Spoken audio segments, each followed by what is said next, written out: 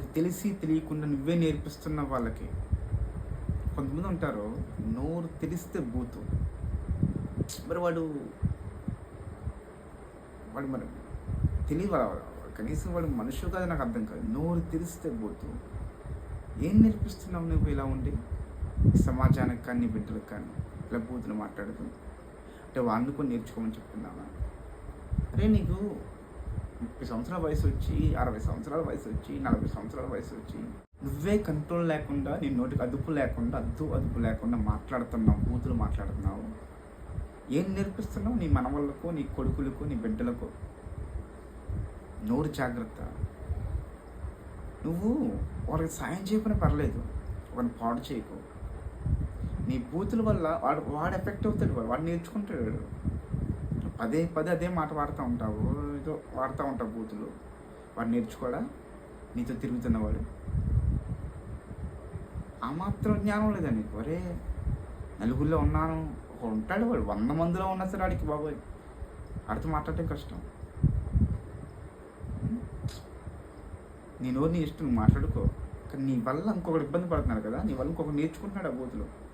ఎవరు నేర్పాడు బూతులు? అట్లా చెప్పేస్తారు మాట. ఎక్కడ రాసున్న పుస్తకాలు ఇంగ్లీష్ ఎక్కడ నేర్చుకుంటాం? స్కూల్లో.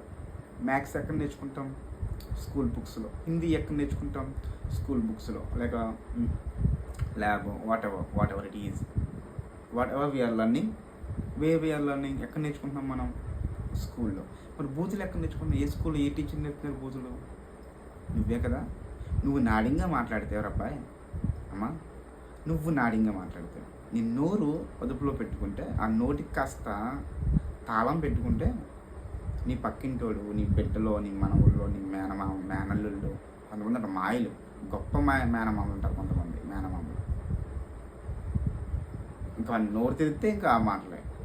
ఏం నేర్చుకుంటున్నావు? నీ పక్కన నీ మేనల్లు, మేనకోళ్ళు ఏం నేర్పుతున్నావు? నోరు జాగ్రత్త. అర్థమవుతుందా? నీ నోరు జాగ్రత్తగా ఉండాలి. ఆ నోటి నుంచి మంచి మాటలు రావాలి, బూతులు, అబద్ధాలు కాదు.